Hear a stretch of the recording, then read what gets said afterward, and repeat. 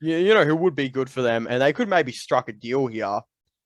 Malcolm Brogdon. We've spoken about him just a little bit ago, and I think would Brogdon not be perfect for the Celtics because he can play make. He doesn't take shots away from Brown and Tatum, and he's another catch and shoot guy on the team that can help defend, right?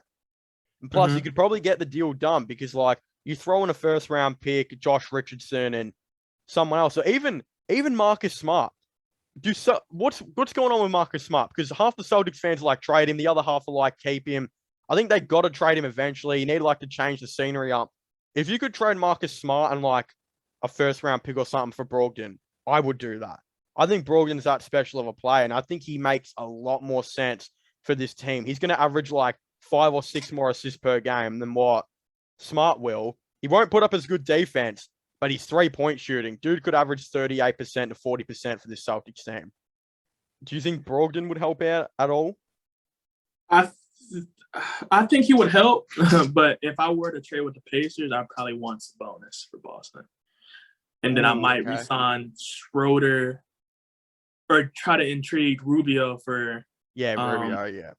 so I try to get like in assuming I'm not a biased Cavs fan, Mm, I would really I would pursue Rubio and I would trade for Sabonis now, yeah. honestly. But I can see that Brogdon like that would be interesting. Yeah. My issue with Sabonis is and Rubio is where's the 3-point shooting gonna come? Like they brought in Evan Yeah, Fournier to add a catch and shoot guy to play with Tatum Brown, but then Fournier dipped and they were like, well, who do yeah, we replace Fournier with? And they just didn't get anyone. And I think if you true. trade away Smart, what does Smart bring to the team? Great leadership. It's one. Great defense, great hustle, and he's a Celtic at heart, right? Hmm. But in my opinion, it might be time to move on. And Malcolm Brogdon is an elite catch and shooter that will fulfill what you wanted Fournier to originally do. But in an upside to Fournier, he brings good defense and great playmaking as well.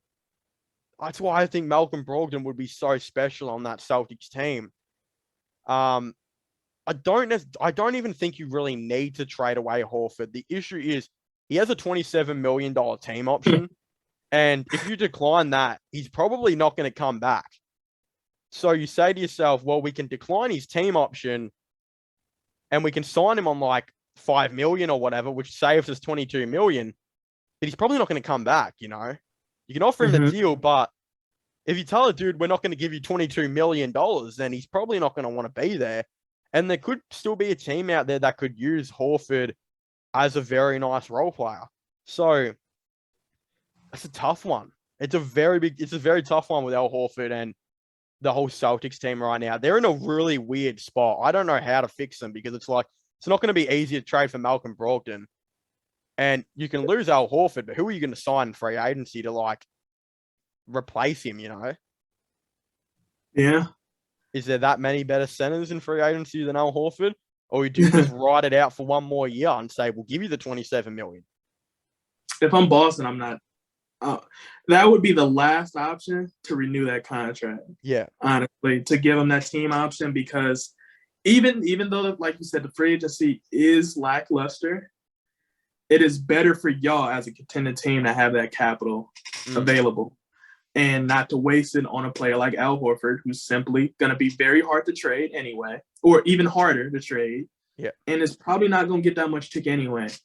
So I think what you do, even though it's going to be really, really hard to do, if Al Horford really want to play and his value is really that high, I would try to get a sign and trade off with Al Horford. I would opt out of the team option and then hopefully get a sign and trade. Um, you probably not gonna get that much value back. You probably get like a second round pick Yeah. maybe, but yeah, I would not renew that contract at all costs.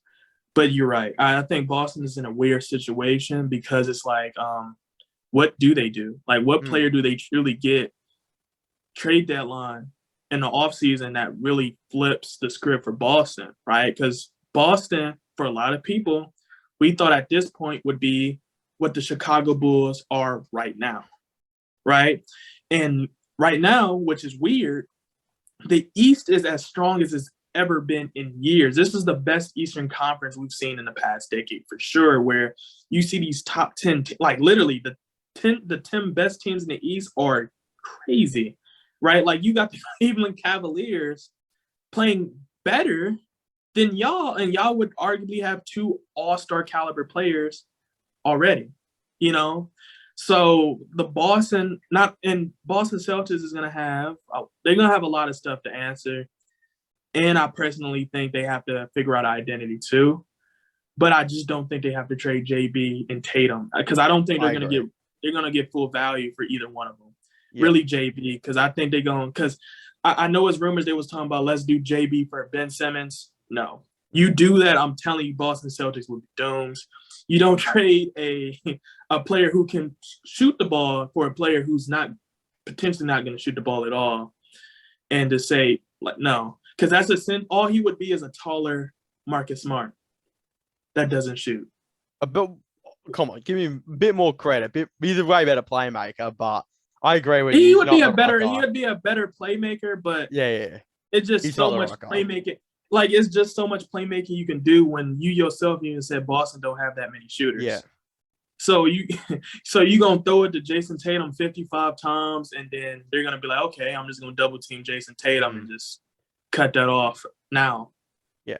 In my opinion, I think the Celtics, they could somewhat blow it up while keeping the core of Tatum and Brown. You know what I mean by that, like, right? Like, yeah.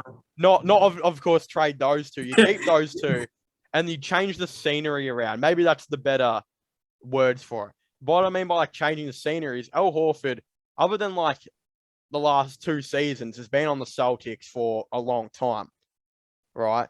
You could send him away. You could send away Marcus Smart. Let Josh Richardson and those players walk in free agency. You could bring back Dennis Schroeder, but realistically, they could actually have a fair bit of cap in free agency too. Like, there should be some team out there that would want Marcus Smart on the team. Like, Houston Rockets, who could be looking for a backup guard that can play some good defensive minutes. He could go on there. I mean, $16 million, I think, could be a little bit of an overpay for him, but there has to be some team out there, right, that would want to, maybe try and trade for him. And if you trade him away and you don't do Al Horford's team option anymore, that's $27 million, $16 million, $5 million for Dennis Schroeder, $10 million for Josh Richardson. They could be looking at bringing in like 4 new role players on around $10 million a year, and players that could potentially change their team, like a Ricky Rubio. Like a Rubio could be a dude they look to offer. We'll give you $12 million in free agency. Come in and average. We don't need you to put up shots like you're doing in Cleveland. Just come in and average 8 assists per game, and you get your bag, and we'll improve much better as a team. That's what I think the Celtics should maybe do, but it is a really hard one. But I think don't get rid of Jaylen Brown. That'd be stupid. It just wouldn't make any sense.